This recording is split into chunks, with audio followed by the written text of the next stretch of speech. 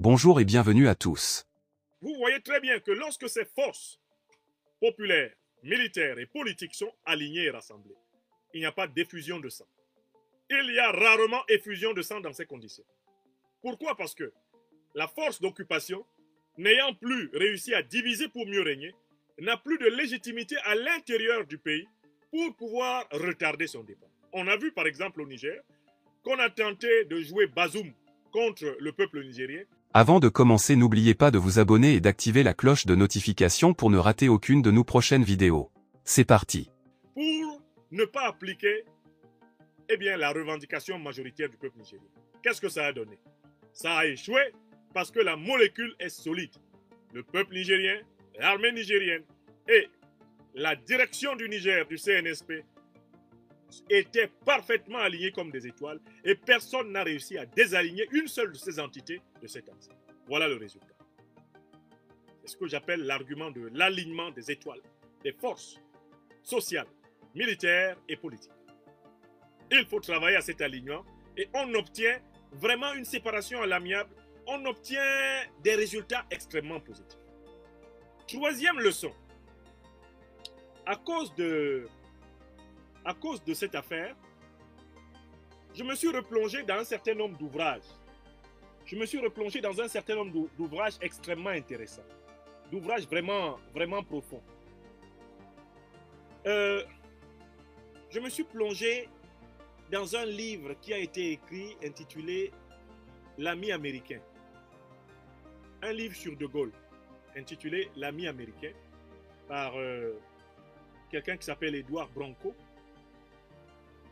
Et je me suis plongé depuis quelques heures dans un gros volume écrit par Alain Pérefitte, un proche collaborateur du général de Gaulle, qui a écrit un gros volume de plus de 1053 pages intitulé C'était de Gaulle.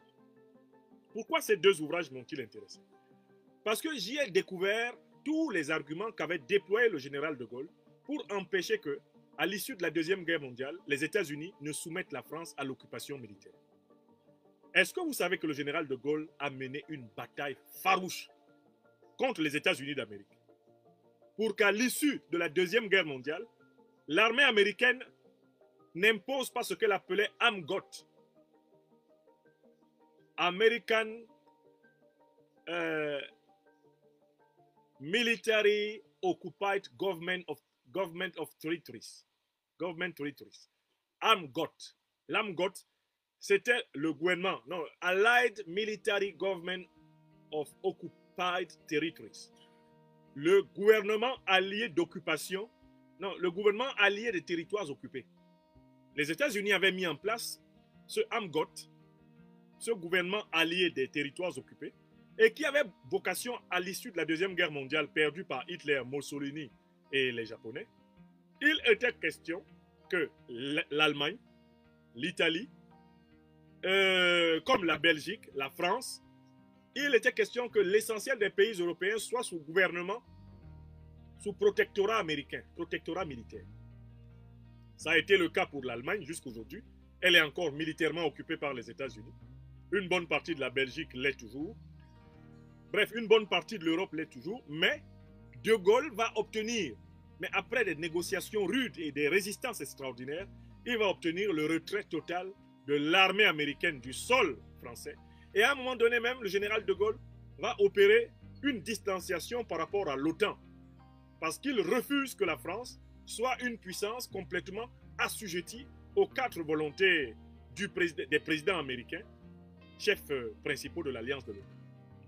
Donc, en lisant ces deux ouvrages, L'ami américain, c'est le titre de l'un, et puis l'autre ouvrage, C'était de Gaulle, de Alain Pérefitte, je découvre que le général de Gaulle avait exactement les arguments que les dirigeants de l'Alliance des États du Sahel revendiquent légitimement aujourd'hui. Il disait que tant qu'on est militairement occupé par l'armée d'un autre pays, on n'est pas encore un pays souverain. Il disait que tant que l'alliance n'est pas un compagnonnage, mais au contraire un tutorat, ça veut dire qu'on n'est pas encore sorti de la guerre et qu'il faut encore poursuivre la guerre de libération. Il disait que tant qu'on ne valorise pas l'héroïsme des Français, quoique pas très nombreux, qui ont participé à la libération de la France ne sortira pas de ce qu'il appelle le défaitisme. Et il se plaignait contre l'impérialisme américain, les mots de Gaulle.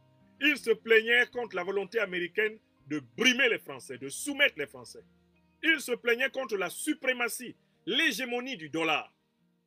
En fait, vous pouvez prendre tous les griefs du général de Gaulle contre les Américains à l'issue de la Deuxième Guerre mondiale et vous les appliquez tranquillement à la situation franco-africaine. C'est exactement les griefs des dirigeants patriotiques, révolutionnaires, panafricanistes africains contre la France que de Gaulle avait contre les Américains. C'est juste impressionnant. On dit souvent que l'histoire se répète deux fois. La première fois sous la forme d'une tragédie et la deuxième fois sous la forme d'une farce. En effet, les Africains vivent la farce de la tragédie, ou plutôt la tragédie de la farce que de Gaulle avait vécue face à l'impérialisme américain. Et Alain Péréfitte, dans son gigantesque volume, c'était de Gaulle, notait les propos du général de Gaulle tous les jours. Je vous donnerai une émission ici où je vous lirai quelques extraits des déclarations de Gaulle à propos de l'hégémonisme, du néocolonialisme, à propos de la condescendance, du paternalisme américain. Et vous serez frappé de vous rendre compte que les mots avec lesquels le général Charles de Gaulle parle des Américains sont les mots avec lesquels les dirigeants africains, les peuples africains révoltés contre le néocolonialisme français parlent de la France. Alors du coup, on se pose la question, mais l'élite politique française a-t-elle lu de Gaulle? Si elle a lu de Gaulle, pourquoi s'étonne-t-elle que l'Afrique ne veuille plus de la vassalité, que l'Afrique ne veuille plus de l'occupation militaire, que l'Afrique ne veuille plus de l'escroquerie du franc CFA, qui est vraiment la forme la plus piteuse de l'escroquerie monétaire. C'est pire que le dollar. Parce que le franc CFA, contrairement au dollar, c'est une monnaie qui fait semblant d'être la monnaie des Africains, alors qu'on ne l'est pas. Les Américains, au moins, sont très clairs avec le dollar, c'est leur monnaie. Eux seuls imposent les taux de change. Eux seuls imposent leur taux directeur à la planète tout entière avec leur dollar. C'est clair. Quand vous voyez un billet de dollar, vous savez que ça appartient aux États-Unis. Mais l'escroquerie du CFA, c'est que c'est un billet qui donne l'impression d'appartenir aux Africains alors qu'il appartient à la Banque de France. C'est une escroquerie. Et il ne serait pas très difficile, il suffit de lire de Gaulle, prendre les mots de Gaulle et les appliquer à la politique africaine de la France. Aucune difficulté. Et le paradoxe est d'autant plus grave que celui qui a conçu cette politique africaine de la France, c'est de Gaulle encore. C'est Charles de Gaulle lui-même. C'est-à-dire que je m'interroge dans le livre que je suis en train d'écrire sur la possibilité de la cohabitation de principes contraires dans l'esprit d'un seul et même dirigeant politique. D'un côté, il se plaint des Américains. Il se plaint de l'hégémonisme américain. Il se plaint de l'esprit expansionniste des Américains. Il se plaint de la suprématie du dollar. Il se plaint de leur volonté d'être les gendarmes de la planète. De Gaulle se plaint même de l'interventionnisme américain. Mais au même moment, y a-t-il en Afrique dite francophone, noire, une puissance plus interventionniste que la France? Non. Au même moment, Foccart est en train d'organiser les coups d'État en Afrique. Il est en train de fomenter des rébellions en Afrique. Il est en train de fomenter des guerres en Afrique. Les dirigeants africains sont en train d'être assassinés. Au même moment, au moment où De Gaulle se plaint de l'impérialisme américain, du suprémacisme américain, et les confidences d'Alain Péréfitte sont tellement nombreuses là-dessus, il le fait aux Africains. Alors, du coup, je me suis posé la question, si De Gaulle pouvait parler avec autant de clarté de la souveraineté de la France, de l'indépendance de la France, du refus de l'impérialisme américain, du refus de l'asservissement, du refus d'un monde unipolaire, d'un monde soumis à la seule volonté de Washington. Si De Gaulle ne s'est pas rendu compte qu'il faisait exactement le contraire envers les Africains, quelle est la raison? Mais je suis obligé de souligner que la raison vient du fait qu'il ne considérait pas des Africains, il ne considérait pas les Africains comme des hommes à part entière. Parce que s'il les considérait comme des hommes à part entière, il aurait vu la contradiction. C'est parce qu'il les considérait comme des sous-hommes. Il les considérait comme une humanité immature, une humanité encore naturelle. C'est parce que De Gaulle était habité par les structures du racisme multiséculaire de l'Occident et de la France, politique, depuis le temps de la traite négrière. C'est pour cela que De Gaulle n'a pas vu la contradiction. Elle ne lui a pas sauté à la figure. Il est mort sans regret. Ces problèmes étaient liés au fait que les Français ne le comprenaient pas bien. Il avait tenté un référendum à la fin des années 60 et les Français ne l'avaient pas compris. De Gaulle, qui était un homme très fier de lui-même et en même temps un homme courageux, De Gaulle préféra rendre son tablier et attendre la fin de sa vie. Mais il n'était pas déçu par sa contradiction africaine. Il n'avait même pas compté le nombre d'Africains qui étaient morts pour lui servir de troupes, de chair à canon pendant la Deuxième Guerre mondiale. Il n'avait même pas compté les Africains qui avaient été éliminés par la politique hégémoniste, la politique annexionniste, la politique interventionniste, la politique génocidaire qu'il avait menée, les guerres sanglantes qu'il avait ordonnées. Tout cela ne troubla point la conscience de Charles de Gaulle, qui s'en alla tranquille dans la tombe, content d'avoir été un grand patriote français, un héros français et pourtant, malheureusement, un terrible bourreau pour les Africains. Donc, quand j'ai vu l'information du départ des derniers soldats français du Niger et que j'ai vu comment la médiasphère africaine était assoupie, je me suis interdit de dormir ce soir sans avoir parlé aux Africains. S'il vous plaît, prenons au sérieux les événements historiques qui se déroulent sur notre continent. Le départ de l'armée française du Niger, ce n'est pas n'importe quoi. Chacun d'entre nous doit sortir son calepin et écrire la date. Le 22 décembre 2023, le dernier soldat occupant illégitimement, le dernier soldat français occupant illégitimement le sol nigérien s'est retiré. Il faut noter de la même façon la date du retrait du dernier soldat français du Burkina Faso, la date de retrait du dernier soldat français du Mali. On doit marquer cela, c'est notre histoire. Personne ne valorisera notre histoire si nous ne sommes pas les premiers aux premières loges. Et nous devons marquer cela comme étant des étapes d'un processus continental extraordinairement important. Nous devons regarder, surveiller comme du lait sur le petit feu. Nous devons surveiller comme du petit lait sur le feu, eh bien, la situation de toutes les autres bases d'occupation militaire du continent. Enfin, j'ai une quatrième remarque à propos de cet événement. Et j'adresse cette remarque à mes compatriotes, à mes concitoyens français. Je sais que beaucoup d'entre eux sont maintenant installés dans une logique, on va dire, comment on va dire, aquaboniste. L'aquabonisme consiste à se dire, bon, c'est gâté, on s'en fout, tant pis. Les Africains ne veulent plus de nous, bon, d'accord, pareil. Nous, on va leur foutre des lois d'immigration, on va déchoir de nationalité tout ce qui nous emmerde et puis la vie va continuer. Je voudrais m'adresser à mes compatriotes, mes concitoyens français, puisque je suis citoyen français d'adoption depuis 2002. Je veux leur parler. Vous vous trompez si vous pensez que le fait de négliger, de construire une relation de vérité, de justice et de respect mutuel avec les Africains, si vous pensez que cela est le cadet de vos soucis, vous vous trompez. Je vais vous dire pourquoi. D'abord parce qu'aucun être humain ne guérit d'avoir méprisé et écrasé ses semblables. Jamais il n'en guérit. Il y contracte une maladie qui est la haine de soi et qui se retourne tôt ou tard en génocide envers les siens. Je vous fais observer que ce sont les pays qui ont été les champions de la traite négrière, les champions de la colonisation, qui ont été également les champions de l'extermination des Juifs. Je vous fais remarquer, ce sont ces pays qui ont été les champions dans le massacre de leur propre population pendant les 2 guerres mondiales.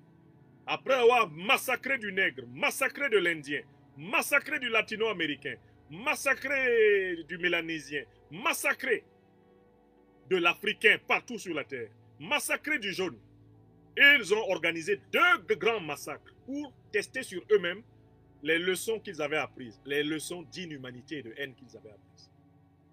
Je le dis aux Françaises et aux Français, si vous ne trouvez pas qu'il est important de poser le problème de la justice, de la vérité, de la réparation dans les relations franco-africaines, sachez que toutes les choses qui ont été faites aux Africains avec votre caution, elles vous arriveront par votre propre faute, entre vous, ici.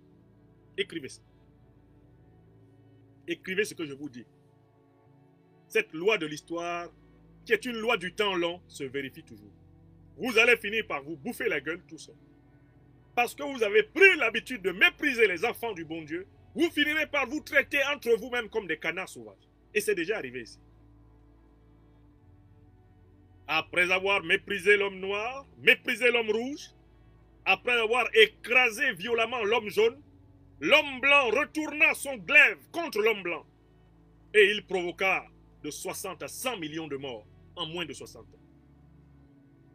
Les événements qui se déroulent aux portes de l'Europe, entre l'Ukraine et la Russie, les événements qui se sont déroulés ces dernières semaines au Moyen-Orient, entre les Palestiniens et les Israéliens, sont des événements qui doivent avertir les Occidentaux que le mal qu'on sème pendant très longtemps chez les autres, sans jamais le réparer, revient toujours chez soi se manifester en portrait grandeur nature. Et c'est parce que je ne vous le souhaite pas que je vous préviens qu'il va falloir poser sur la table la question franco-africaine. Les crimes de guerre, les crimes contre l'humanité, car j'ai vu une vidéo l'autre jour où une certaine madame Laurence Haïm revendiquait le concept de crime contre l'humanité uniquement pour l'extermination de nos frères en humanité, les Juifs. C'est une insulte à tous ces peuples du monde qui ont été copieusement exterminés, en plus grand nombre que les Juifs, longtemps avant les Juifs. Il n'y a pas que les Juifs qui aient été victimes de génocide, qui aient été éliminés en raison de leur identité, de leur origine sur cette terre. Et ils ne sont pas les plus nombreux. Il va falloir poser sur la table. Il va falloir poser sur la table tous les crimes de guerre, tous les crimes contre l'humanité. Il va falloir poser sur la table tous les génocides, toutes les exterminations qui ont été perpétrées dans les relations entre les peuples, en discuter, dire la vérité à propos de ces relations, rendre justice et mettre en place les mécanismes de réparation. Il faut que nous acceptions tous d'apaiser la terre.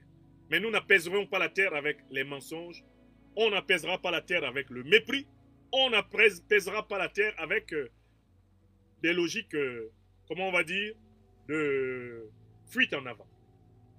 Et c'est ce que je dis à mes compatriotes, à mes frères et sœurs en humanité, les Français. Prenez très au sérieux la crise franco-africaine. Ce n'est pas une simple crise diplomatique. Ce n'est pas une simple crise, c'est une crise d'humanité. Et plus vous serez dans la logique du mépris, plus vous serez dans les fameuses politiques et les lois d'immigration qui redoublent de mépris envers les Africains, que vous n'avez ni réparé ni reconnu dans leur dignité après les crimes contre l'humanité, les crimes de guerre qui ont été commis massivement pendant des siècles contre leur population. Au fur et à mesure que vous faites cela, vous contractez l'habitude de la haine de soi. Et vous allez reproduire entre vous les pires actes d'inhumanité qu'on croyait tourner avec les deuxième et première guerres mondiales récentes. Voilà le quatrième message que je voulais délivrer. Françaises, Français, Européennes, Européens, Américaines, Américains, Moyen-Orientaux, vous êtes concernés. Prenez très au sérieux la nécessité de poser à plat votre relation à l'Afrique. De dire ensemble la vérité à propos de ce pourquoi les choses coincent. D'élaborer ensemble les conditions de rendre justice. J'ai vu encore l'autre jour, on retrouve un masque qui a appartenu au Gabon, qui a été volé par des colons français au Gabon. Et il y a un groupe de bandits qui est en train d'essayer de revendre ce masque rituel dans un musée quelque part en Europe, en France peut-être. On leur dit attention, cet objet est un masque rituel qui appartient à l'histoire rituelle et à l'histoire royale des peuples du Gabon. Rendez ce masque, qu'il aille dans un musée au minimum de Libreville, la capitale du Gabon. Et un juge ose se lever pour dire que la République gabonaise n'a aucun droit de revendication sur un masque volé, arraché et pillé par un colon. Il y a plusieurs décennies. Voilà les choses qui se font sous les yeux des Françaises et des Français et que personne ne veut compter comme étant les causes du pourrissement de la relation franco-africaine. Moi, j'ai travaillé pendant 30 ans sur le sujet. J'ai parlé ce langage de vérité, de fraternité et d'humanité à des dizaines, des centaines, des milliers d'hommes et de femmes ici en France. J'ai été écouté d'une oreille par certains. Certains se sont bouchés les deux oreilles et même le nez. Maintenant, nous sommes dans le temps des retours de bâton. Et il est temps encore ici d'amoindrir le boomerang en commençant les missions de vérité, justice, réparation. Vérité, justice, réparation. Mes chers amis, voilà, j'ai abordé le premier sujet. Je voulais vraiment tirer toutes les leçons. Je voulais tirer toutes les leçons du succès de ce retrait avant d'aborder le deuxième sujet de cela. Votre marque est en plein développement. Le deuxième Et sujet. si vous passez à la vitesse supérieure, avec Shopify, vous pouvez facilement...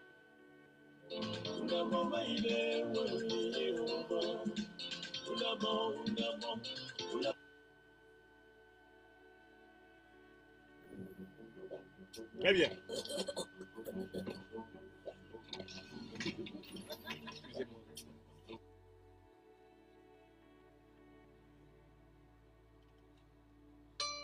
Très bien. Abordons maintenant le deuxième sujet de cette émission panoramique du vendredi 22 décembre 2023. Je voudrais parler d'un homme qui va de Charib dans Silla. Un homme qui parle un langage incompréhensible. Il s'appelle Patrice Talon. Patrice Talon, le président du Bénin, l'homme dont nous disons qu'il sera talonné jusqu'à son étalement. Patrice Talon a cru bon, dans une longue allocution délivrée il y a 48 heures, de réserver des passages particuliers au pays de l'Alliance des États du Sahel. Dans ces passages particuliers au pays de l'Alliance des États du Sahel, Patrice Talon a énoncé une doctrine dont le flou m'a troublé.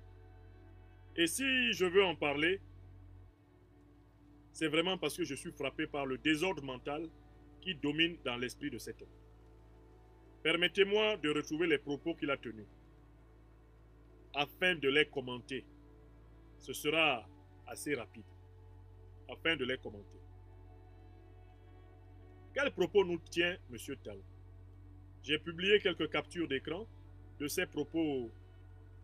J'ai publié quelques captures d'écran de ses propos ici sur ma page Facebook et je vais volontiers vous les retrouver. Je vais volontiers vous les retrouver. Que nous dit M. Talon? Ce que j'ai appelé le charabia de Talon. Hop, voilà, j'ai retrouvé ces propos.